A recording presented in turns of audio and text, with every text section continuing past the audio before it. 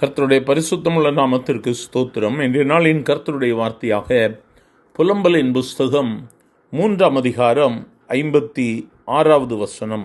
என் சத்தத்தை கேட்டீர், என் பெருமூச்சுக்கும் என் கூப்பிடுதலுக்கும் உமது செவியை அடைத்து கொள்ளாதேயும். என கருமையானோர்களே, என் சத்தத்தை கேட்டீர். இந்த புலம்பலின் புஸ்தகத்தில் தெய்வ மனிதன் சொல்லும் பொழுது சொல்லுகிறார், என் சத்தத்தை கேட்டீர், என் பெருமூச்சு, என் கூப்பிடுதல் உம்முடைய செவிகளுக்கு வந்தது. இந்த மாதத்தினுடைய கடைசி நாள், இந்த புதிய வருடத்தை ஆரம்பித்து ஒரு மாதம் முடிகிறது. ஒருவேளை எவ்வளவோ கஷ்டப்பட்டிருக்கலாம், எவ்வளவோ காரியங்கள் நடந்திருக்கலாம். ஆனாலும் திரும்பி பாருங்கள், நம்முடைய சத்தத்தை ஆண்டவர் கேட்டிருக்கார்ல, பெருமூச்சுக்கு ஆண்டவர் பதில் கொடுத்திருக்கிறார்ல.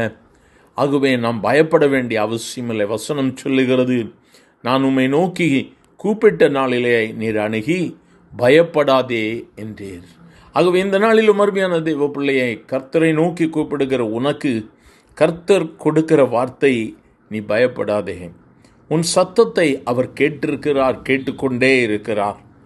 உன் பெருமூச்சு அவருடைய செவி, அவருடைய சன்னதியில் போய் எட்டி இருக்கிறது. ஒருவேளை இன்னும் என் ஜெபத்துக்கு பதில் கிடைக்கல, இன்னும் நான் கண்ணீர் வடிக்கிறேன், ஒருவேளை நீ சொல்லுவாயானால் பயப்படாதே, அவர் உன்னை அணுகி பயப்படாதே என்று இன்று சொல்லுகிறார். நீ கூப்பிடுகிற நாளிலே அவர் உன்னை விட்டு தூரம் போக மாட்டார். நீ ஆண்டவரை பற்றி பிடித்துக்கொள். அவர் பட்சபாதம் உள்ள தெய்வம் அல்ல, அவர் உன்னை விட்டு கடந்து செல்லுகிறவரும் அல்ல. அவர் நிச்சயமாக உனக்கு பதில் கொடுப்பார். பிள்ளைகளின் மூலமாய் கண்ணீர், அல்லது உன்னுடைய வேலையின் நிமித்தமாய் கண்ணீர், குடும்பத்தில் உள்ள பிரச்சனைகளை நினைத்து கண்ணீர் என்று சொல்கிறாயோ, இன்று கர்த்தர் காரியங்களை மாற்ற விரும்புகிறார். நீ செய்ய வேண்டியது ஒன்றே ஒன்றுதான், உன் சத்தத்தை அடக்கிக் கொள்ளாதே. உன்னுடைய பெருமூச்சு தேவ சன்னிதானத்தில் எட்டட்டும். மனிதர்களிடத்தில் சொல்லி எந்த பிரயோஜனம் இல்லைங்க. மனிதர்கள் கேட்டு கடந்து சென்று விடுவார்கள். ஆனால் ஆண்டவரோ உன் சத்தத்தை நிச்சயமாக அவர் கேட்பார். அவருடைய நாமத்தை பற்றி கூப்பிட ஆரம்பி. மகா ஆழமான கிடங்கில் இருந்து, கர்த்தாவே உம்முடைய நாமத்தை பற்றி கூப்பிட்டேன் என்று சொல்லி பக்தன் சொல்லுகிறான்.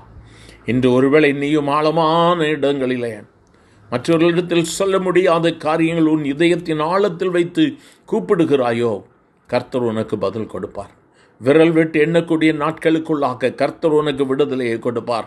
ஏனென்று சொன்னால் அவர் ஜீவனுள்ள தேவனாகிய கர்த்தர். அவரை நோக்கி பார்க்கலாமா? எங்கள் அன்பின் ஆண்டவரே, ஆசீர்வதிக்கப்பட்ட இந்த கால வேளைக்காக நன்றி அப்பா.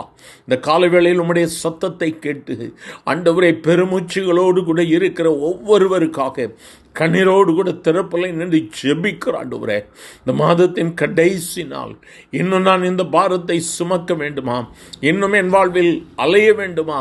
இன்னும் என் வாழ்வில் அங்கலாய்ப்புகளும் இன்னும் கஷ்டங்களா என்று சொல்லி கண்ணீரோடு கூட இருக்கிற பிள்ளைகள் மேல் தேவ கிருபை இறங்கட்டும் என்று சொல்லி ஜெபிக்கிற ஆண்டவரே, விடுதலையை கட்டளையிடும், ஆசீர்வதியும். இயேசுவின் நாமத்தில் பிதாவே, ஆமேன், ஆமேன்.